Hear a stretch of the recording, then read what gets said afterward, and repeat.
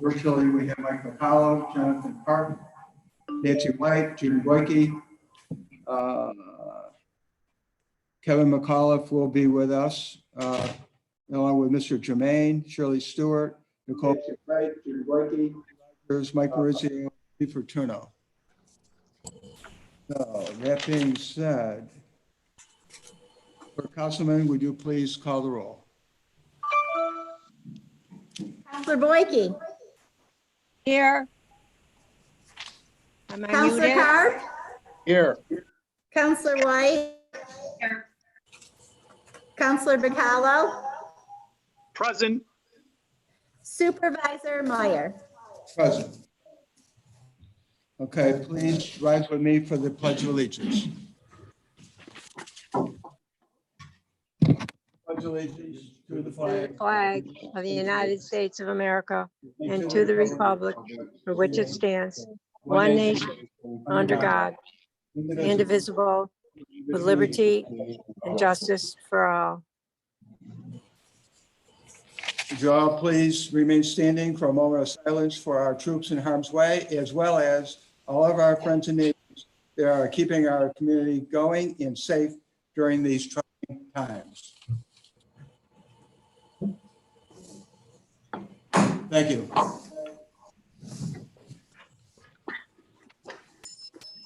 We have a couple of brief announcements. First of all, National Military Appreciation Month celebrating each May. A declaration that serves the month in a symbol of unity. National Military Appreciation Month honors the current and former members of the U.S. Armed Forces, including those who have died in the pursuit of freedom. Under normal circumstances, we'd have a member here, but obviously we can't under the situation with the virus. The next item for a notice, Clerk Councilman. Yes, I would just like to announce that the 2019 annual financial report for the town Cicero has been completed and is in file in the town clerk's office for public view. Thank you. Next, item, approval of abstracts, Mr. Carp. Resolved, the Cicero Town Board approves abstract number 17 dated April 21st, 2020, and abstract number 18 dated April 28th, 2020. I'll second. Council Bacallo. Any further discussion? Clerk will call the roll. Counselor Boyke. Yes. Counselor Carr. Yes. Counselor White. Yes. Counselor Bacallo. Yes. And Supervisor Meyer. Yes. Item is adopted. Next item, a number of weeks ago, the clerk brought to my attention that there was a item that had not been acted on in a while, and that was the cruelty contract, evidently going back to 2006. The town of Cicero did have a cruelty contract, so that if we end up with situations like with animals that were being abused, then we had a way to resolve those situations. So that being said, I offer number 3, which is approving the supervisor to develop specifications for a contract to investigate violations of and enforce provisions of Article 26 of the Agricultural and Markets Law of the state of New York, in other words, a cruelty contract. Whereas the town of Cicero recognizes there is a need to provide necessary seizure of, removal, and shelter of any animal found to be the subject of a violation of Article 26 of the Agricultural and Markets Law of the state of New York. And whereas many towns in Onondaga County have found it more cost-effective to contract out this needed service rather than having it performed by town employees. Now, therefore, be resolved, the town board approves the supervisor to develop specifications for a contract to investigate violations of and enforce provisions of Article 26 of the Agricultural and Markets Law of the state of New York cruelty contract, and to seek bids to perform that service in the town of Cicero. Not that we have to follow their action of other towns, but just for information's sake, Camillus, Clay, DeWitt, Lysander, Manlius, Onondaga, Salina, and Tully all do it in this particular manner. I'm going to give you a rough guesstimate. That would be approximately $5,500. But I have to go out and get specifications if that's the desire of the board to go in this direction. So I need a second. We can open up to discussions. Supervisor Meyer, Council Ricallo will second. We have a second discussion. Hearing none, clerk will call the roll. Counselor Blakey, Yes. Counselor Carr, Aye. Counselor White, yes, Counselor Bacallo, Aye. Supervisor Meyer. Yes, the item is adopted. Next item, firewalls. The board members got together a number of months ago and went through some items that we'd like to have for action items during this year. And one of the items was to upgrade the computers and the security in the building. And so that being said, I met with Mr. Bacallo and some folks from BOCES, and then Officer Freeman took on the task to look into it a little further. So I'm offering resolution resolve the town board approves the purchase of Cisco firewalls, annual report and annual threat defense package for an amount not to exceed $22,400, and BOCES, due to their current contracts with the town, for installation of the firewalls for an amount not to exceed $3,000, and to authorize the supervisor to execute these purchases. Budget code A as in Apple 168046. Council Ricallo will second. We have a second discussion. Information, Officer Freeman, would you like to offer to the board any background for this item? This is going to add recommended gateway protection in all three centers that have firewalls. And I recommend we do this. Okay, that's part of this resolution, correct? Yes. Yes. Okay. Further discussion on this item? Much needed upgrade. Thank you. Clerk will call the roll. Counselor Blakey, Yes. Counselor Carr, Yes. Counselor White, yes, Counselor Bacallo, Aye. Supervisor Meyer. Yes. Item is adopted. Jonathan, would you like to take the next item? Resolved, the Cicero Town Board approves a stipulation of settlement between the town of Cicero and the Cicero Police Benevolent Association regarding and resolving an employee disciplinary action, and authorizes the supervisor to execute the stipulation on behalf of the town. Second, Judy Boyke. Clerk will call the roll. Counselor Blakey, Yes. Counselor Carr, Aye. Counselor White, yes, Counselor Bacallo, No. Supervisor Meyer. Yes. Item is adopted. Do we have Mr. McAuliffe out there? I'm here. Mr. McAuliffe, are you ready to present? Okay, just for the information, a hard copy of the presentation has been put in each board member's box, and so it'll be available for the minutes as well. So you can hear the presentation, and we also have it, as a hard copy. So, Mr. McAuliffe. Thank you, Mr. Meyer. And thank you all board members for facilitating this meeting and putting us on the agenda. My name is Kevin McAuliffe. I'm an attorney with Barclay Damon in Syracuse. Here on the line also this afternoon is my partner Genevieve Trigg, who's working with me on this project. We're here because we presented two projects that are in your town to the Onondaga County IDA. And among the relief we're seeking from them is a pilot. And pursuant to County Executive Ryan McMahon's directive, the IDA is not going to do renewable energy projects and provide pilots unless the impacted taxing jurisdictions are supportive of the amount of the pilot.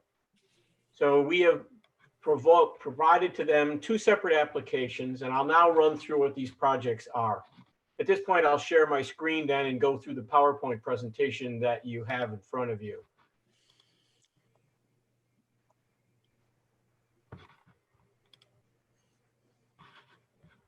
So at this point in time, you should all see the PowerPoint presentation. This is a company called Convergent Energy, and it has responded to an RFP that was put out by National Grid because in the town of Cicero, in the area of the Pine Grove substation, there was a problem of available energy. Excuse me, sir. I'm not seeing it. Blank We're screen. we're not seeing the presentation, Kevin. You're not seeing it? No, I'm sorry. All Still, right. it's still circling on the screen. Oh, okay. Well, if it's circling, it should be there. And if not, if you have it in front of you, I don't need to show it, but I can just come back live and you've got it. And I'll go through it. You all have paper copies. Well, Kevin, I'm sorry to interrupt, but they're not here. And the hard copy was put in their mailbox. All right. Well, then let me try it again. Let me go back to Okay. the screen. I selected the screen. I've hit share and it tells me on mine that I'm sharing it, but who knows? Yeah, it says that you've started screen sharing, but there's no picture. And we I couldn't think see- it's a bandwidth issue. Because when I look at myself in the picture, I've stopped moving. It's a bandwidth issue, I believe we're having. If one of you guys has the file, I can screen share it for you. I would just need it emailed.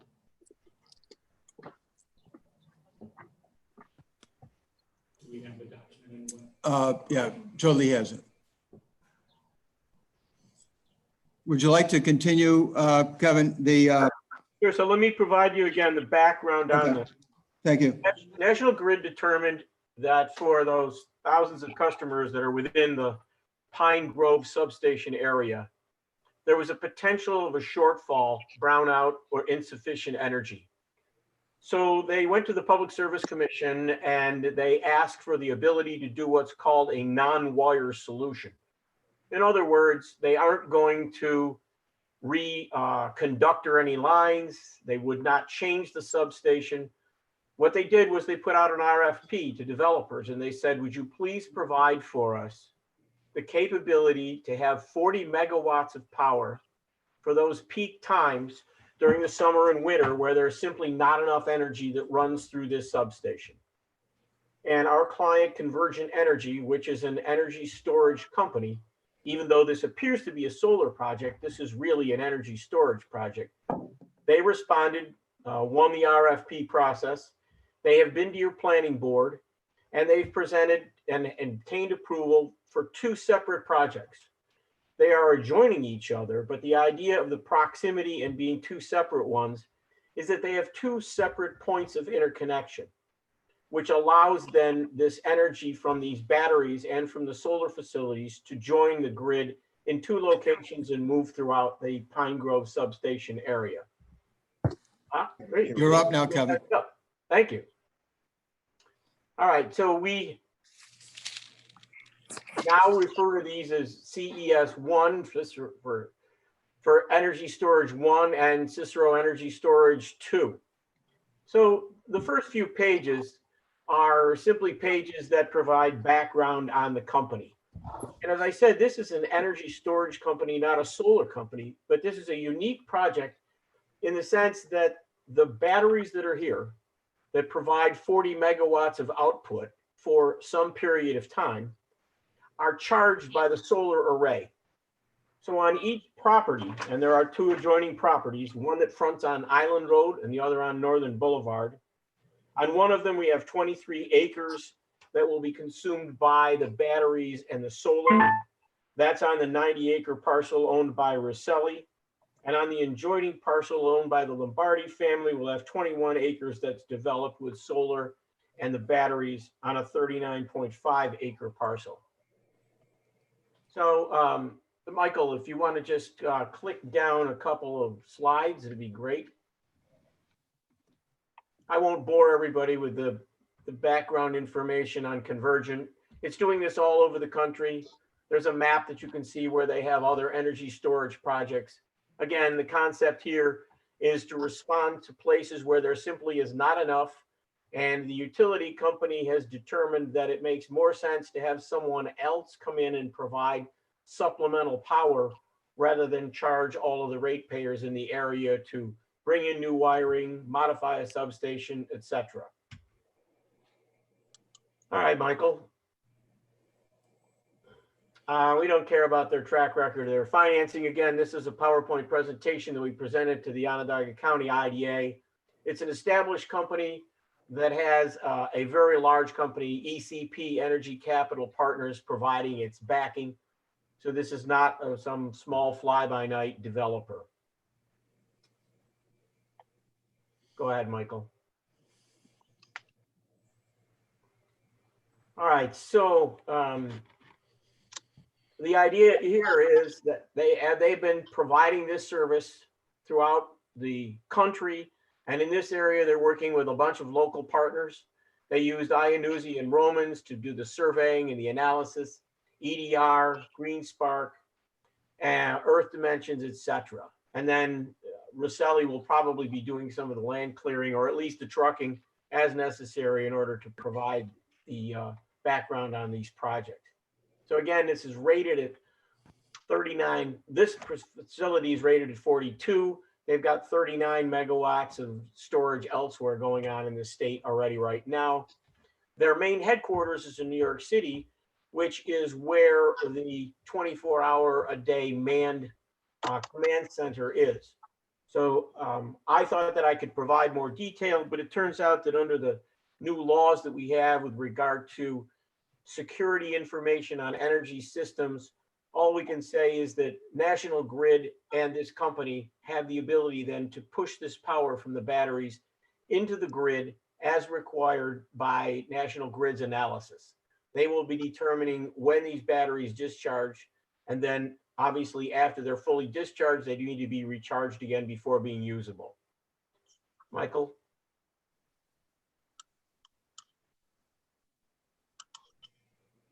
So for each one of these projects, on each of these two parcels, there'll be 5 megawatts of solar power cells, each of which then will in turn charge 20 megawatts of battery energy storage systems. Those are the kinds of things that were shown on the very first page. They are large containers brought in on wheels and then all hooked up through the transformers to these two different points of entry into the system. As this says, two identical systems interconnected at the head of these circuits. If we scroll down a little bit, there have been questions both at the IDA level and some locally. Who do we hire? We hire as much local as possible.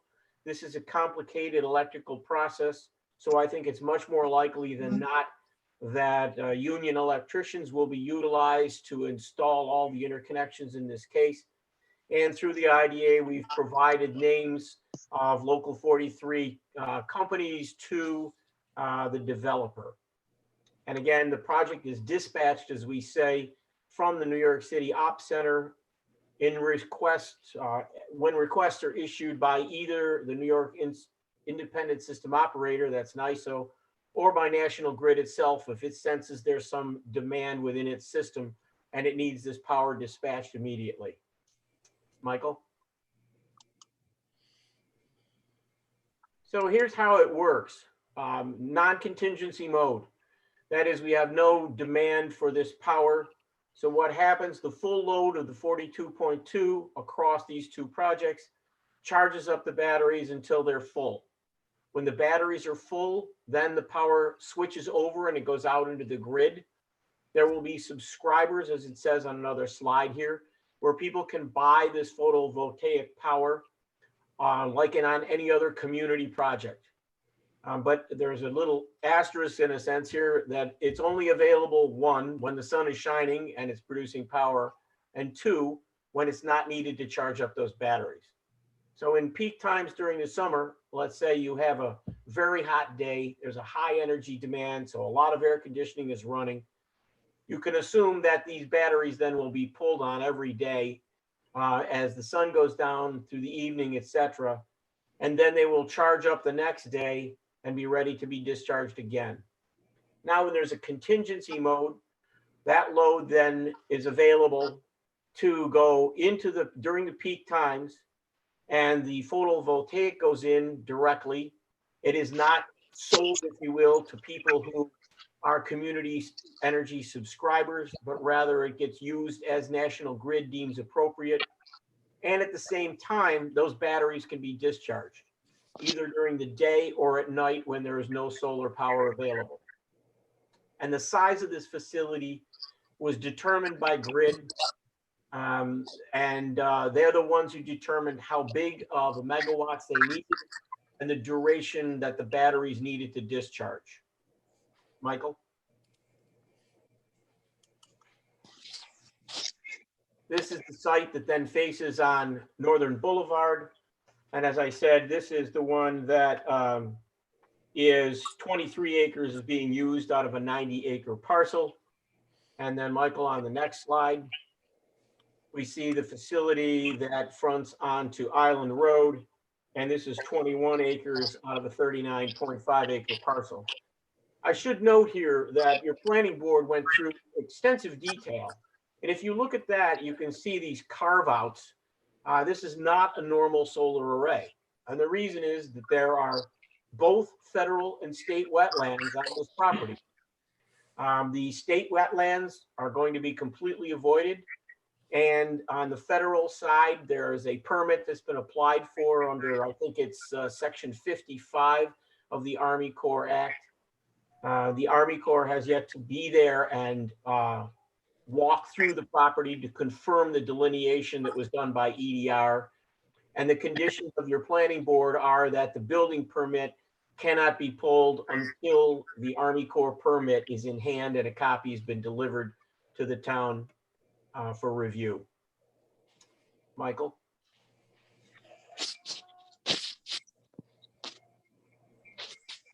This then is the some of the economics of the situation. So for the first project, the current assessment on the property is $334,900. On the other one, it's $204,000. Both of these properties are kind of scrub, is a nice way to describe it. They're not ag lands that we're converting. They've been unused forever. One budget is $12,198,000. The other budget is $12,255,000. The only differences here is not the equipment. The differences are the site work, and the one with the wetlands in it requires a little bit more work because you've got to work around the wetlands and not develop in them. This graph shows you in blue the current tax if there was no development on the property, continued onward.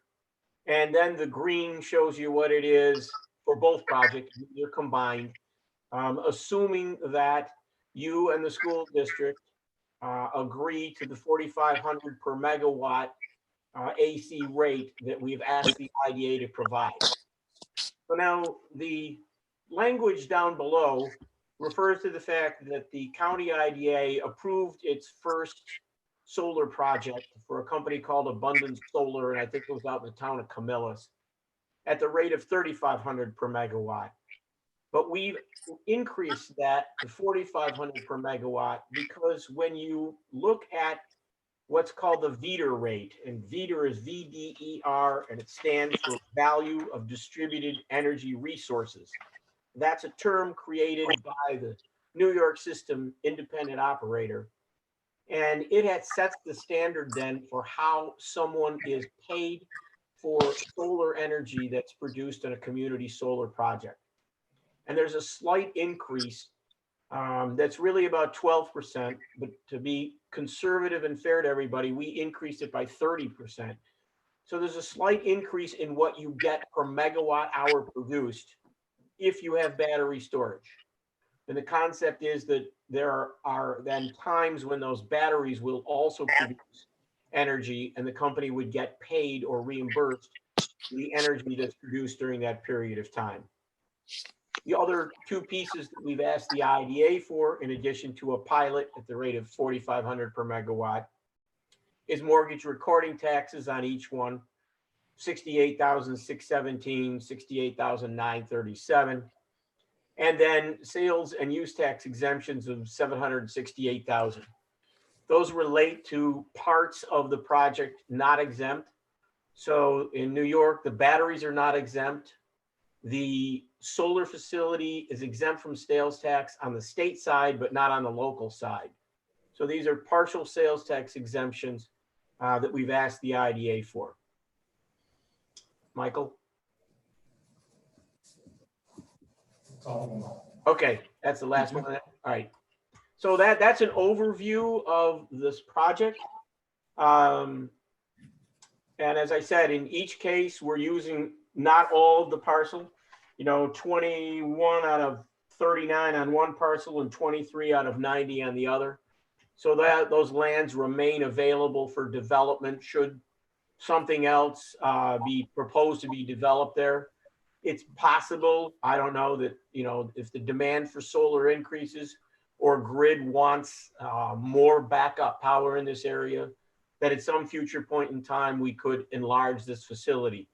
But there's no demand for it now. And so the projects are sized in response to what it is that grid has sought. Kevin, could you go over the restoration plan for this particular project? It was discussed rather extensively during the planning. There's an extensive decommissioning plan that was the subject of 2, possibly 3 meetings at the planning commission level, and your planning board, excuse me, and ultimately then approved with modifications.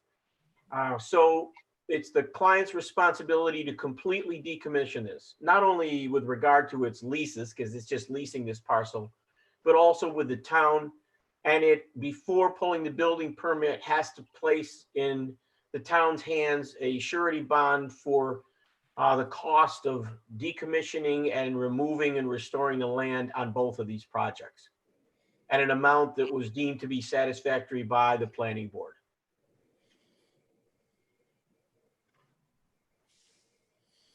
Kevin, we had, I believe, at least 2 council members here who were at those planning board meetings. Give them an opportunity to ask you some questions. Certainly. Here, I was present during the massive conversations that went on, including the situation with the neighbors that had concerns. Couple of questions. The leftover land that you speak of, is not that more wetlands than anything? It's really not usable land? It is more wetland, and it'd be very difficult to develop. As you know from that site plan on the Island Road parcel, no one in their right mind would want to develop solar with all those huge carve outs and a stream running through the middle. So this is probably the balance of what could be developed. Right. Also, what is the, I know there's a huge liability with these batteries for as far as exploding. Can you enlighten us on that? Well, I don't really think that these are the batteries that are exploding. These are not lithium ion batteries that I'm aware of. And we do a lot of energy work, and we're not aware of any of these battery storage facilities that have exploded. Now, you have problems with Tesla batteries. We have problems with camera batteries. We have problems with batteries in people's suitcases, which is why the FAA has changed regulations. But this is a much higher, I'll say, more professional quality product that goes into these than some of these other situations where companies had problems with batteries. All right. And the last, well, maybe the last question, what is the advantage that the town is going to receive from both of these facilities? Increased tax revenue and assistance to the people in the Pine Grove area. Now, tax revenue that comes from the site people. And also the other part of that question is, this land is leased, so the leased land is being paid to the homeowner, is that correct? Well, it's being paid to the landowner. There's no homes on either of these 2 parcels. Right, well, landowner, yeah. Right. One is Lombardi and the other is Rosselli. That's correct. Okay. And the advantage then to the town as far as tax goes comes directly from the solar people? That's correct. And also you had mentioned, obviously, of the pilot agreement. Is that a 5-year pilot that they're looking at? 25 years. So do you have any idea what the taxes would be that we would be guaranteed every year through this pilot? I apologize. I don't know the town's share of the current bill. So I don't know. I mean, the total immediately increases from about 18,000 to about 46,000. So whatever your share of the 18,000 is would just about triple. It's in years. approximately 13% of that amount. All right, and what's your time frame, the time frame for starting this project, these two projects? As soon as everything is ready to go, other than IDA approval and the Army Corps issuing its permit. Okay, I don't see any reason that IDA would not approve it, do you? Well, the IDA is only going to approve the pilot if the town and the school district consent to it. Right, and speaking of school districts, have you contacted or been in contact with the schools? Yes, I've had multiple conversations with the assistant superintendent, Mr. Donald Keegan, and I think this is going to be on the agenda for their meeting Monday night.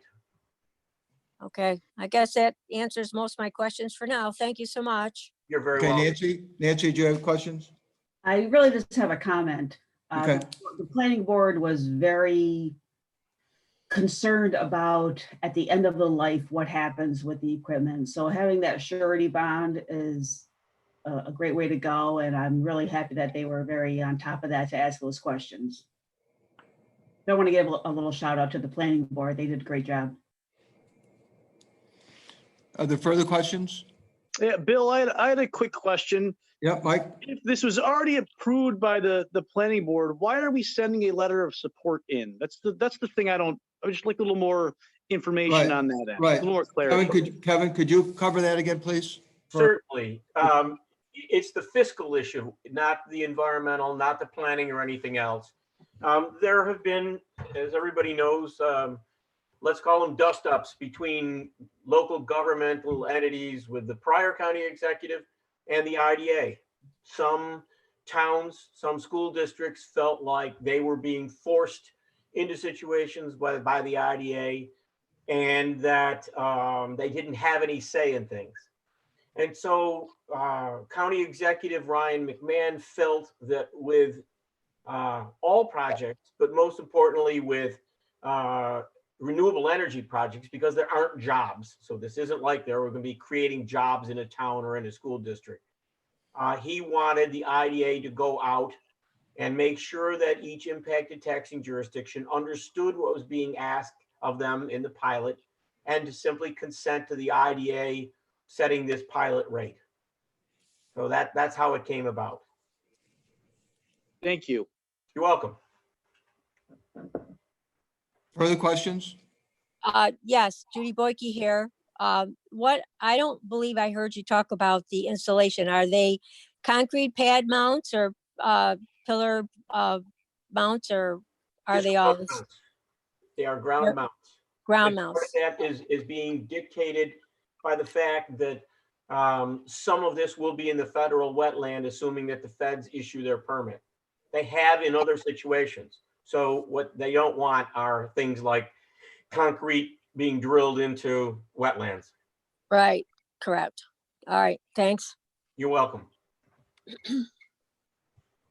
Any other questions for Ms. McAuliffe at the moment? Okay, I don't hear any, so I'm going to go to the next item on the agenda. Nancy, did you want to introduce the next item on the agenda? Yes, authorizing the town supervisor to send a letter of support to the Onondaga County Industrial Development Agency for the solar projects on Northern Boulevard and Island Road. Whereas Cicero Energy Storage 1 LLC and Cicero Energy Storage 2 LLC have presented plans to the Cicero Planning Board for solar projects in the town of Cicero.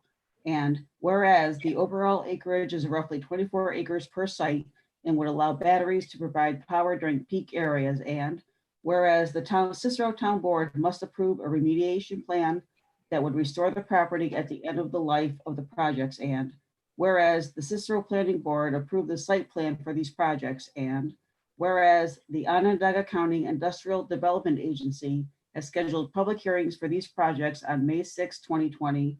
Now therefore be it resolved, the Cicero Town Board approves the town supervisor to sign a letter of support for these projects to the Onondaga County Industrial Development Agency. Need a second? Boyke, second. Okay, discussion on this resolution. Hearing none, clerk will call the roll. Counselor Boyke, Yes. Counselor Carr, Yes. Counselor White, Yes. Counselor Bacallo, Aye. Supervisor Meyer. Yes. Item is adopted. The next regularly scheduled meeting is 13th of May. Thank you very much, Mr. McAuliffe. I'll Thank get you very much, Mr. Tomorrow? Meyer, and all board members. Really appreciate your time and involvement. Thank you. Thank you. Okay, I'll entertain a motion to adjourn. Motion to I will adjourn. make a motion to adjourn. Supervisor Second, Meyer? I think I got a motion and a second, right, Tracy? Okay. Okay, all in favor? Aye. Aye. Thank you. Thank you. Bye-bye. All right.